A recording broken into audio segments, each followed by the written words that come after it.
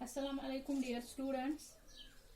आज जो हमारा टॉपिक है वो रियरिंग एनिमल्स। ये हमारे जो प्राइमरी सेक्टर है उसका ये तीसरा सेक्टर है। इससे पहले हमने पढ़ा था एग्रीकल्चर, फॉरेस्ट, और आज हम तीसरा सेक्टर पढ़ने जा रहे हैं वो रियरिंग एनिमल्स।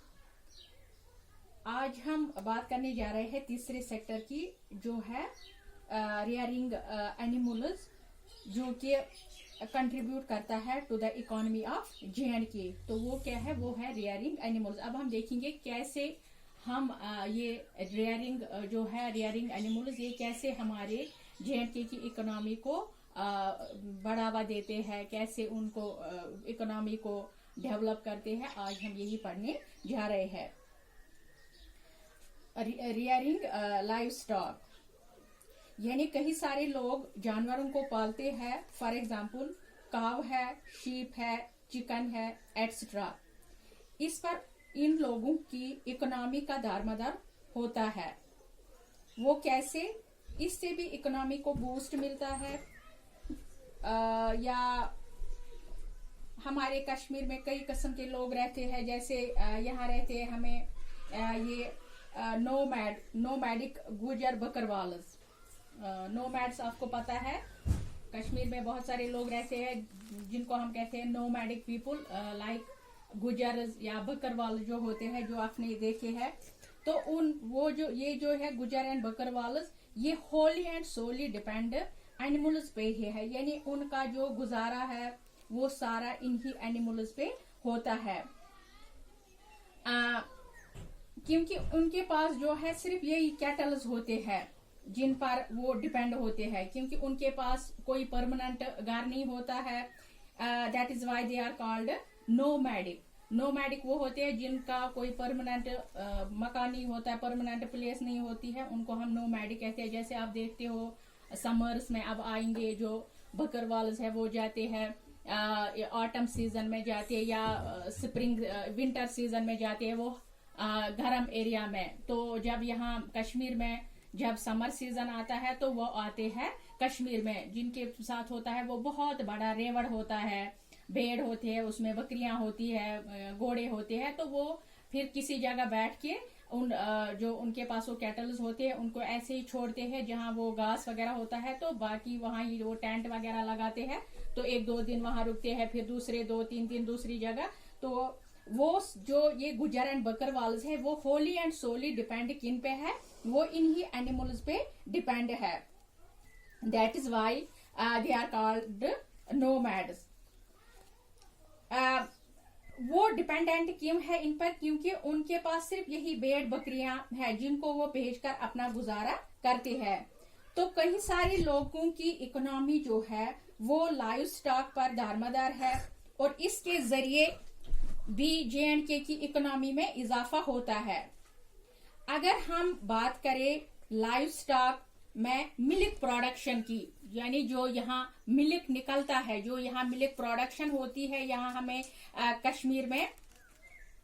तो कश्मीर में आजकल के दौर में आप देखते हो, आजकल के दौर में हमारे यहाँ कश्मीर में कम ही लोग गाय पालते हैं।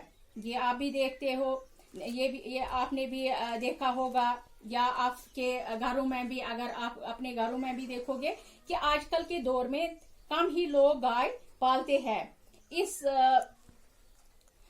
दौर में तकरीबन 80% जो पॉपुलेशन है, यानी 80% लोग जो है वो डोमेस्टिक एनिमल्स को नहीं पालते हैं। So they are dependent for milk to others, यानी वो दूध के लिए दूसरों पर उनका दारोमदार है, क्योंकि वो डोमेस्टिकेट करते ही नहीं है। ये एनिमल्स जो दूध देते हैं या जो मीट देते हैं या जो वूल देते हैं, वो डिपेंडेंट है मिल्क के लिए अदर्स पे। वो दूसरों से दूध हासिल करते हैं, तब उनके घर में चाय वगैरह बन जाती है जब वो दूसरों से दूध लाते हैं। तो दूध के लिए J&K के लोग डिपेंडेंट है। तो इस कमी को पूरा करने के लिए J&K के कुछ लोगों ने दूध की पैदावार को बढ़ाने के लिए मिल्क प्रोडक्शन का काम शुरू किया। क्या किया, यानी इस दूध की कमी को पूरा करने के लिए J&K के लोगों ने क्या किया, उन्होंने कुछ इकदाम उठाए, उन्होंने कुछ कदम उठाए कि इस दूध की कमी को, दूध की इस प्रोडक्शन को हम ये दूध की प्रोडक्शन का काम हम शुरू करेंगे, दूध की कमी को हम ये काम करेंगे, जिससे हमारी इकोनॉमी को फिर से इजाफा हुआ। तो डियर स्टूडेंट्स, पुलवामा में सबसे ज्यादा, जो पुलवामा डिस्ट्रिक्ट है वहां सबसे ज्यादा दूध की प्रोडक्शन होती है।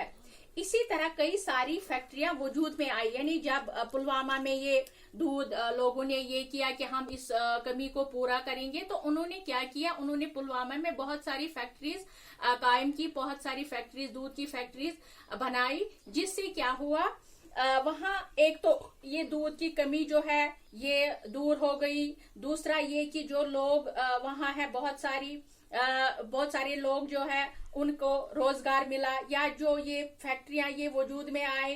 तो फॉर एग्जांपल जैसे कि आप जानते हो कि खैबर है हमें एक फैक्ट्री, जो खैबर हमें बाजार में दूध आता है वो भी इसी मिल्क प्रोडक्शन ही है, वो भी इसी पुलवामा से निकलता है। या दूसरा है स्नो कैप है, या जमजम है जो आप देखते हो पैक 2 में, या जो आप डब्बू में देखते हो बाजार से हम दूध लाते हैं, ये वही दूध है जो पुलवामा में फैक्ट्रीज बनाई गई है। तो ये दूध वहां से ही आता है जो पूरे कश्मीर को मिल्क सप्लाई करते हैं। तो इससे भी हमारी इकोनॉमी जो है, वो इकोनॉमी हमारी उसको बढ़ावा मिला, वो डेवलप हुई, बहुत सारे लोगों को रोजगार मिला इससे।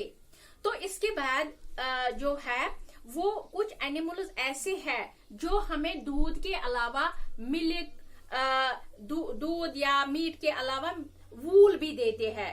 यानी एक एनिमल वो होता है जो सिर्फ मिल्क देता है या मीट देता है। तो दूसरा ये है कि जो कुछ एनिमल्स ऐसे हैं जिनसे हम वूल हासिल करते हैं। फॉर एग्जाम्पल हमें है शीप से हम वूल हासिल करते हैं। आपको पता है कि वूल से हम क्या क्या बनाते हैं। इस वूल से हम बहुत सारी चीजें जैसे हम बनाते हैं, शॉल्स बनाते हैं, स्वेटर्स बनाते हैं, या हम ये क्लोथ्स जो हम लगाते हैं, वुलन क्लोथ जो हम लगाते हैं, उसमें मिक्स करके वो क्लोथ्स बनाए जाते हैं। जिससे क्या होता है, जिससे हमारी इकोनॉमी में और इजाफा होता है। जो ये वूल है ये हमारी इकोनॉमी को और ज्यादा इजाफा करता है। तो इससे हमारी इकोनॉमी जो है, J&K की इकोनॉमी जो है वो डेवलप हो जाती है, और बहुत सारे जो बेरोजगार लोग होते हैं उनको रोजगार मिलता है, या वो अर्न करते हैं, लिवलीहुड वो अर्न करते हैं, यानी अपना रोजी रोटी कमाते हैं। तो ये भी प्राइमरी सेक्टर के 3 मेन फैक्टर्स है। यानी एक तो हमने कहा एग्रीकल्चर में राइस और वीट किस तरह हमारी इकोनॉमी को डेवलप करता है, बूस्ट करता है। इसी तरह फॉरेस्ट किस तरह हमारी इकोनॉमी को बूस्ट करता है। इसी तरह जो हमने ये पढ़ा रियरिंग एनिमल्स या डोमेस्टिकेट एनिमल्स, ये कैसे हमारी इकोनॉमी को बढ़ावा देते हैं, किस तरह हमारी इकोनॉमी को ये डेवलप करते हैं। जो आपने अभी पढ़ा कि एक तो जो हमने फैक्ट्रियां बनाई है, दूसरा ये कि जो ये गुजर बकरवाल ये पालते हैं एनिमल्स, तो उनसे वो रोजी रोटी कमाते हैं। तो ये सारा जो है, जो सारा ये है, इससे हमारी इकोनॉमी को बहुत फायदा हुआ है। J&K की इकोनॉमी इससे डेवलप हुई है, J&K की इकोनॉमी इससे बूस्ट हुई है। तो ये थे 3 सेक्टर्स, मेन सेक्टर्स जो प्राइमरी सेक्टर में आते हैं।